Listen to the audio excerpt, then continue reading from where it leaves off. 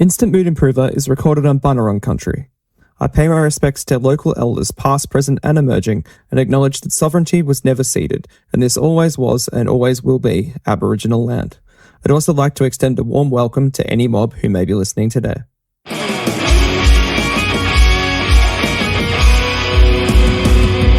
pep in your step, turn your frown upside down, make it more fun to be around. Instant Mood Improver. Instant Mood Improver. Instant Mood Improver. The songs that make you feel happy again. G'day everyone. Thanks for tuning in to Instant Mood Improver, a happy music podcast. I'm your host, freelance music journalist, content creator, and vocalist for Catholic Guilt, Brenton Harris.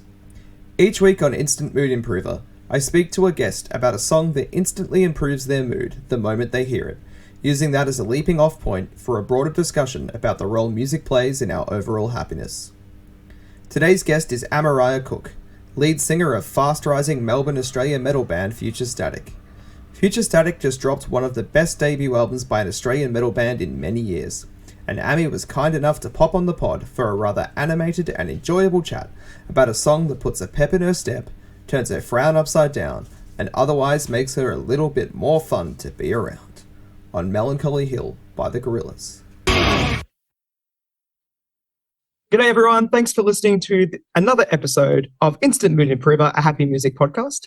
I'm your host, music journalist, content creator, and vocalist for Catholic Guilt, Brenton Harris. And today I'm joined by another brilliant musician for a discussion about the song that puts the pep in their step, turns their frown upside down, and makes this world a little bit more enjoyable, if only for a few minutes. That musician for today's episode is, of course, Amariah Cook from the wonderful Melbourne metal band Future Static. Amariah, how are you?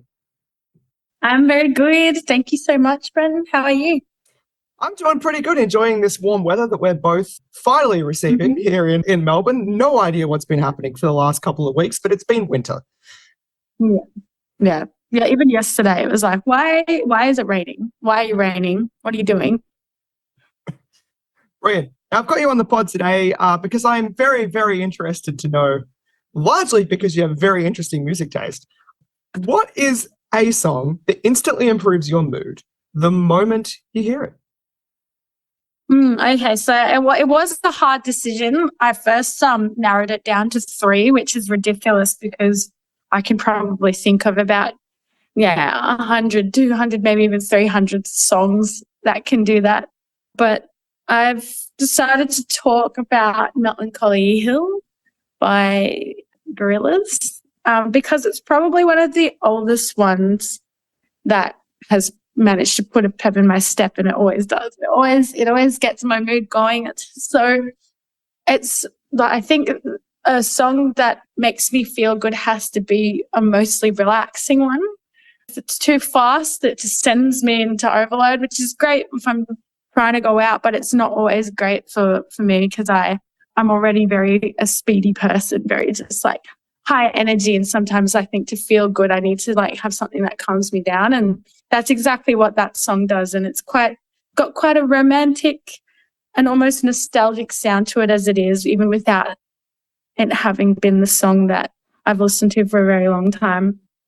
But when I first heard it, I think I was 15 or 16, and I had it as my alarm for a long time, and it didn't ruin it for me. Like that's a massive thing, right? You put the song as an alarm, and most of the time it just gets destroyed and you can't hear it ever again.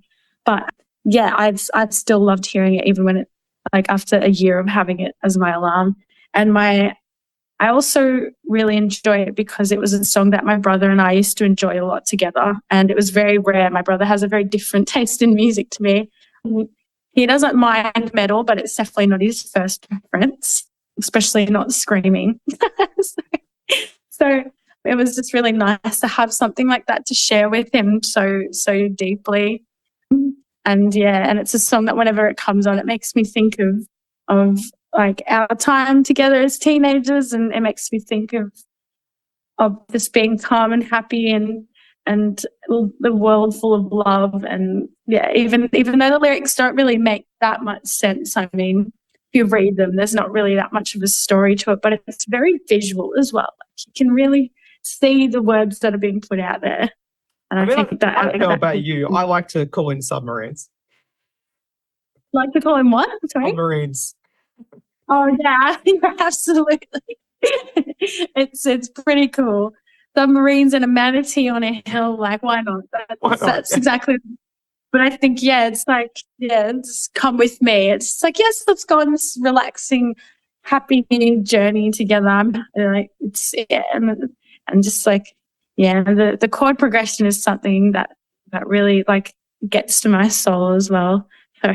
So definitely, Brilliant. All of these things that you're mentioning are the specific reason why I wanted to start this podcast, which is that music has this capacity to bond people in a way that very few things on this planet do. And we do pay a lot of attention to the way that it does that in a cathartic way, but very few times do we actually think about the joyful element of it. Mm-hmm. And do you think there's something compositionally about this that is the reason that yourself and your brother are both able to vibe with it? Yeah, absolutely. My brother and I both grew up with the same parents, obviously. Well, not always obvious, could have been, adopted or whatever. But we're blood siblings, full blood siblings, and our parents are classical musicians. And so a lot of the songs that we grew up listening to were whatever mum and dad would be playing or singing or, performing, listening to.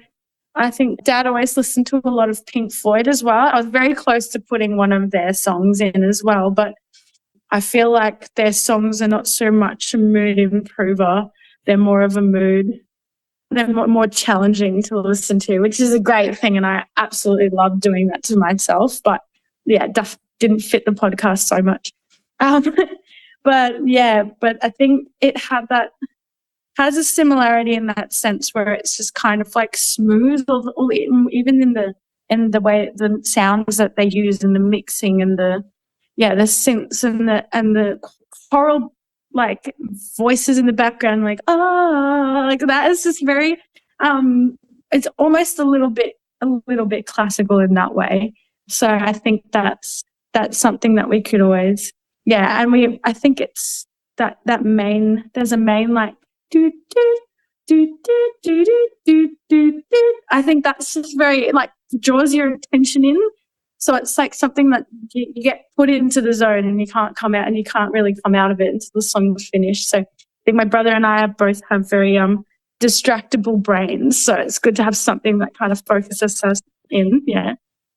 It's kind of cute that it's a song by a cartoon band too, because it's hard to lose that sense of joy and wonderment with the song when you don't relate it specifically to a musician. You'll always have the happiness and joyness of being attached to effectively an anonymous tune.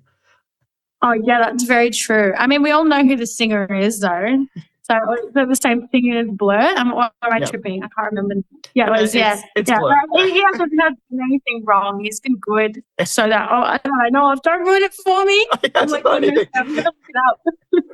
But that is a very good thing. Like that, I haven't really like listened to Gorillaz or followed them that much. As like I'm not a massive fan or anything. Like I haven't. Like I mean, I think they're amazing, but it hasn't been gotten to the point where I've like looked up what they're doing or follow them on socials and stuff like that. So even if they did have like a very present face, even if it is in cartoon form, I don't think I would have found out about it. So I was a little bit in denial, That's good though. Like that's an indication that it's the song that's doing the heavy lifting here, not the imagery or anything else. And that's really cool. And you did mention that you used it as your alarm and it didn't lose its joyful appeal to you from utilization of alarm. That's a rare quality as a song, because I want to smash every song I've ever used as an alarm. Mm-hmm. Yeah, it's very interesting that it didn't do that. In most of the songs, I've had so many songs as my alarm. It's like I've ended up not being able to listen to it for a very long time. And this one, it didn't lose its appeal at all, not even from like the beginning. It's pretty good. Yeah. You're a pretty fun guest to have on for this. for a number of reasons, not just the fact that you have like the classical background and everything, but also because you released what I think might be one of the funnest covers I've ever heard in my life, that no doubt has been an instant mood improver for many people in the last. I hope so. It might be a little bit intense, but it's definitely a mood improver for me to perform. That's for sure. After that, I'm like, I can do anything. If I can do that, I can do anything. Like, it's so hard to do live, but it's very fun. Yeah, Gasolina is yes, our cover of Gasolina is definitely it was definitely an accidental thing that we did, and then it turned out to be much bigger. It turned into like a much bigger thing than we originally thought it would be. Like, we were just doing it for a cover on what we did on the weekends and Vinyl Club's compilation of local metal bands doing covers that they wanted to do on their vinyl. Was it for Beyond Blue? I think they were raising money for Beyond Blue. It's so good. We're like, absolutely, we'll do that. We were initially going to do Every Time We Touch by Cascada. Now, if you know Electric Callboy, you'd probably know that would have been terrible because they did that one too. And then we went on tour with them. So we're really lucky that Ryan actually stopped making headway with that, and he couldn't figure out what to do next. So he just trashed it and started doing Gasolina without telling any of us, and sent through the instrumental demo. And I was like, no. How am I supposed to do this screaming? It's so fast, so fast. I managed somehow, but it took a lot of practice. But I'm glad you think that it's an instant mood improver. Like, that's really awesome. I've seen it live a couple of times, and everyone in the room seems to be having a fucking blast. So that seems to be the indicator that it is an instant mood improver. Yeah. I think what I like about it is that it's one of those songs where, even if in its metal format, you still want to move your hips to it. It doesn't just lock you in with your head and shoulders like most metal. Like, when you listen to metal, you go to a gig, you kind of feel like you're locked into that, doing that. I always try to step out of that. I like adding hips and moving my whole body to metal. That's what moshing's for, but you can also kind of move your hips around. I know Gasoline is a bit of both. You get your hips going, and the next minute the chorus kicks in, and you're just in the middle of a pit getting smashed to pieces. It's great.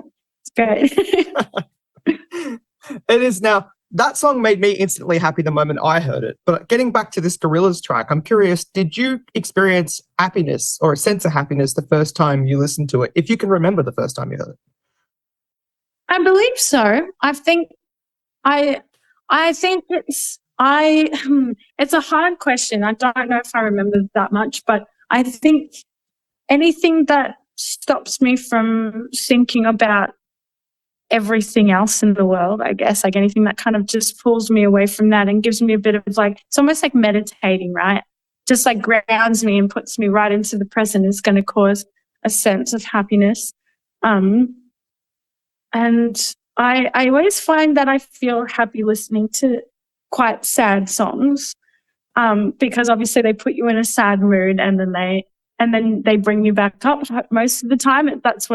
That's what I like to do. I like to pull myself down and then bring myself up. But this one kind of felt a bit more, because there's no lyrics or not really a sad story to it. It's it sounds sad, but it doesn't quite actually pull me down. So it just kept me level. It's quite interesting. So that's what it does to me today. I can't exactly remember if that's what it did, but I feel like it would be. That makes sense. I think it's a good choice. And we're having some really interesting discussions on this podcast so far, because most of the people in heavy bands are choosing really not heavy songs. And then most of the people in not heavy bands are choosing Cannibal Corpse. So it's leading to some really interesting conversations. But generally speaking, most people's happiness seems to be linked to a nostalgic connection. So something that makes them feel like they did when they were younger. Generally, teenage years seem to be the core component for this, or early childhood. Yeah. Now, you touched on that yourself as well. Do you find that it's the music from your youth, you're still very young now, but your actual youth, my actual youth, that has that impact on you most profoundly? Ooh. Sometimes, I mean, out of the three songs that I narrowed it down to, obviously I chose this one because it had a lot more to talk about as well. But there was another one, like Give from Sleep Token. It's a fairly recent discovery, and that one to me, like, is almost like I didn't choose it because it's almost a bit too romantic.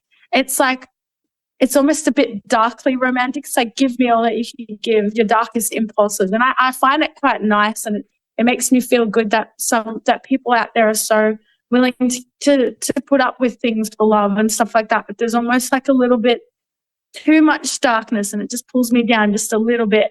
It's not quite that middle point that Melancholy Hill brings me to.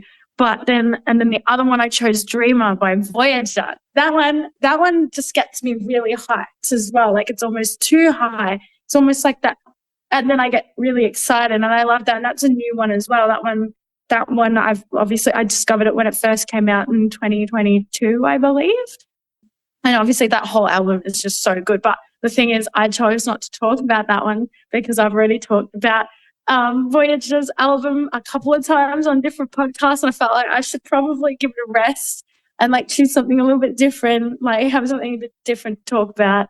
But that was my first option, like Dreamer by Voyager. It's just like an absolute mood improver. It's just like, and the lyrics, like, again, they don't really have a specific story, but yeah, that's more of a new one. I don't think it has too much to do with the nostalgia in terms of what I like, because I definitely picked more songs that were more new, more fresh to me. I think I am a person that prefers to live in the present, but I don't like to deny my past either, or the happiness from my past. So it definitely has a place.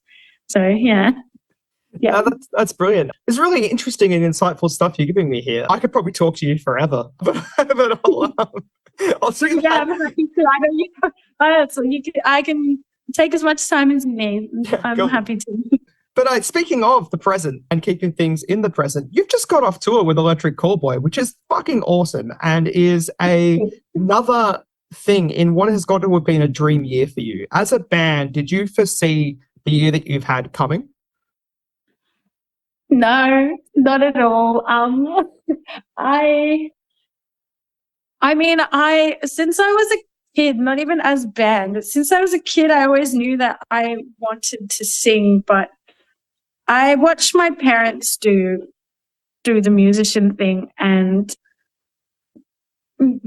always be broke, no stability, like, always traveling. And I mean, I personally love that upbringing, but I kind of felt like I'd had enough of it already. Like, I was like, well, I already lived that. I already lived the rock star touring life when I was a kid. I'm kind of like tired of it, but it just kind of like, I joined Future Static about 3 years ago. I think it was 2020, beginning of 2021. And it was just kind of building up on me before that. I was like, no, I think I really need to do this. I need to pursue this. And when I joined, I was just happy doing shows and with them and with my best friends and making music and writing music over lockdown was what kept us like having fun and like gave us something to do. And I didn't really think about where it was going to go or what was going to happen. But I think as soon as we signed with Wild Thing Records and their management team as well, it started to become more apparent because they were always like, yes, this is what's going to happen. And they've kind of like really planned this and pushed us to get to this point. So like, I mean, I was always a bit skeptical, like, no, there's no way. No, we're not going to Europe in 2023. What are you talking about? That's only a year away. We're not going. No, it's not happening. Next minute it happened. And then we get back and Electric Callboy gets dropped on us and we're like, what the pardon with my language, but it's definitely happening a lot quicker than I thought, but there was also a level of preparedness that came from our wonderful management team really like getting it into our heads that we're going to be doing this. It's a shame I didn't save enough, like even with the warnings, but still managed to do it. You know, you push hard, and it was just amazing. Like I didn't expect to be playing with Electric Callboy. Like I've loved them for a long time. Since before their hyper days when the Eskimo Callboy, I'm not allowed to say that, but like for a very long time. And even like just even last year playing with Ginger, like that was insane. Or even playing with Voyager earlier this year, like that was huge. Like just every step that we take, like next year we're going back to Europe for Radar Festival, and I cannot believe how many bands I never thought I would see live, let alone play the same festival with. Vola's one of them, the Intersphere, like all these like from the Northern Hemisphere bands that I'm like, they're never coming to Oz. I'm never seeing them unless I go there to see them. And now we're playing on the same stage. Like it's just insane. Like it makes me want to cry every time I think about it. Yeah. So yeah. I hope that answers your question. I rambled a bit, sorry. No, I'm enjoying the rambling because it just shows something that I always try and stress to people that worry about talking to musicians or whatever, or going up to them in public.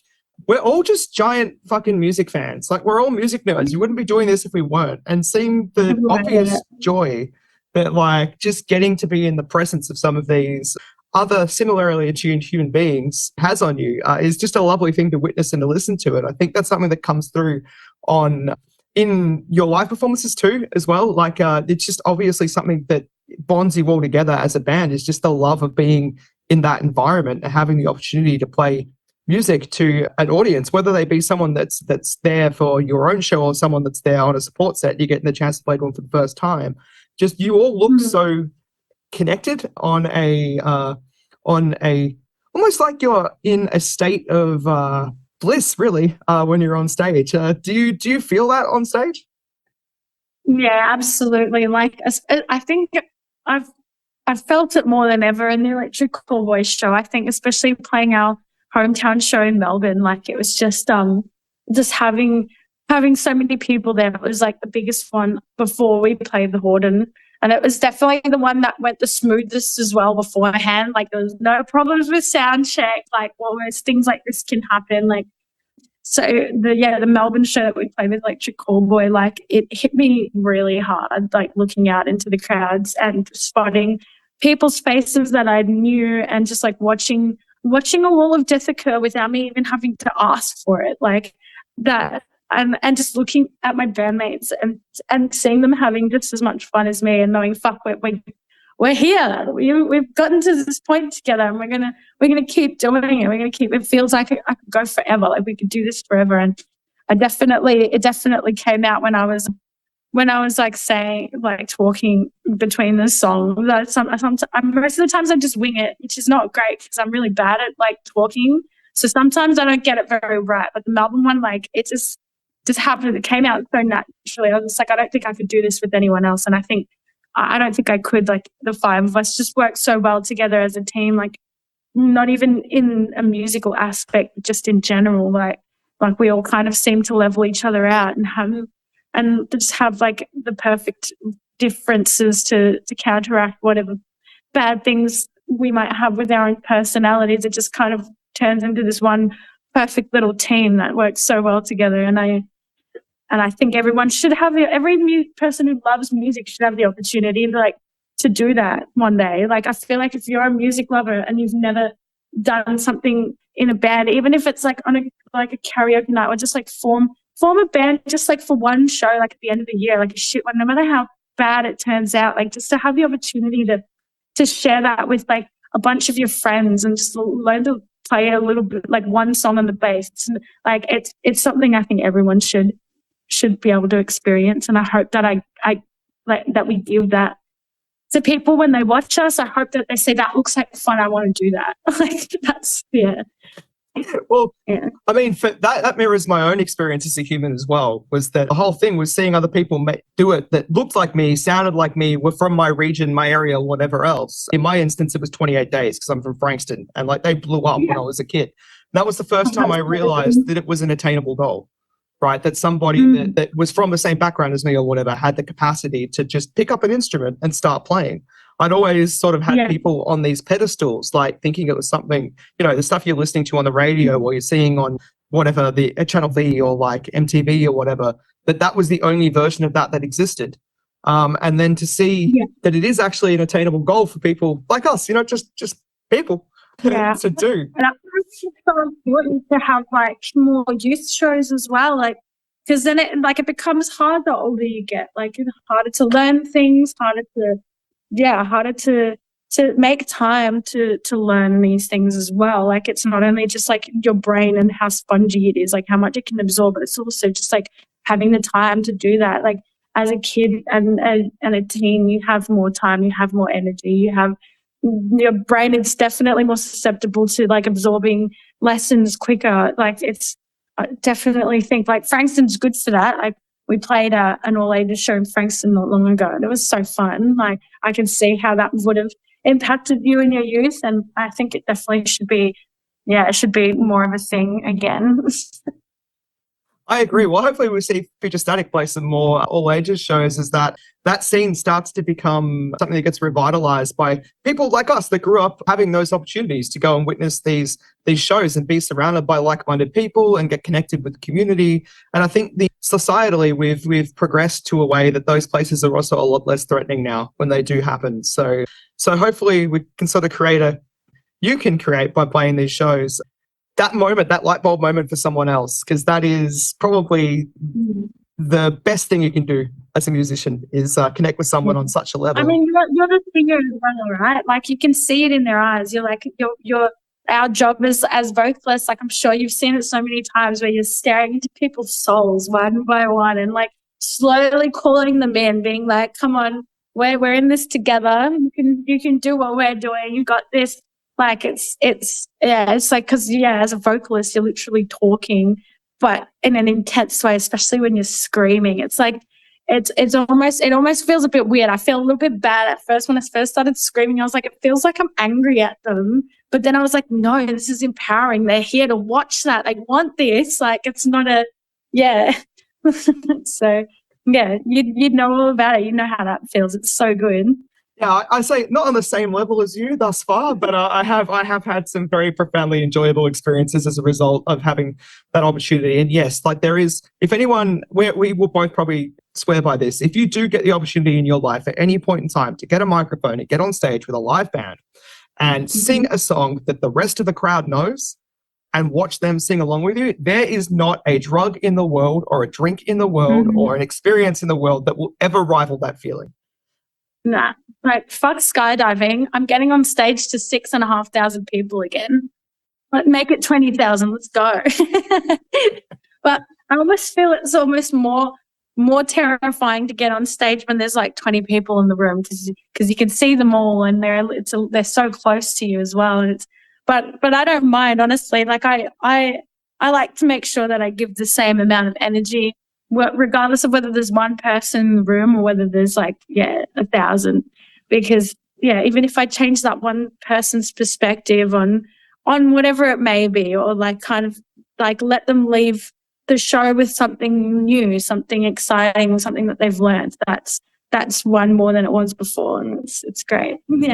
That's brilliant. We've got about 5-6 minutes left of time before we get kicked off by the Zoom overlords, because I'm too cheap to pay for Pro. Oh my God, I did it too. It's all right. Awesome. So before we do that, we do a bit of a blast beat to end our discussions here. Most of these songs that you are playing at these shows, of course, are off your debut album Liminality, which came out via Wild Thing Records this year. Have you been blown away by the response to that record? Yeah, absolutely. Like, the response to every time we've released a single, it's been like a little bit more, but I think as soon as we dropped Roach Feed, and then we've like kind of dropped the singles a bit more in succession, like in more of a waterfall way, and then the album drop with Play to Gold, like, it's just been almost explosive. Like, I'm not going to say that joke, like the food poisoning I had this weekend, right?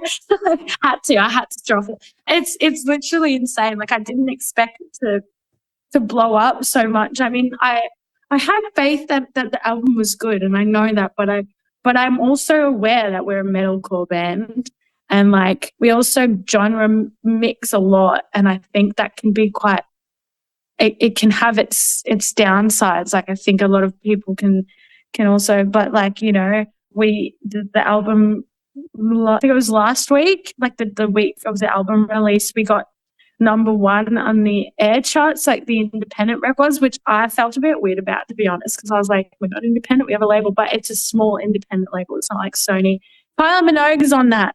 That's what Jackson kept telling me to make me feel better about the fact that we're on the air. We got first on that chart, and that's insane. Like we must have sold so many records and CDs, like, and that's a big thanks to the people who came to the shows, as well as everyone who ordered, like pre-ordered and ordered it online and stuff, like everyone who got a record and a CD. And I didn't expect so many people to buy our record and CD at the shows as well. I mean, that's what you do, right? Like you go to a show and you like a band you've never heard before. I've bought so many CDs and stuff from that, even though I don't really have a car or anywhere to play it. I still have a collection of CDs just because I'm like, I'll get a car soon. I'll get one and then I'll have a CD player.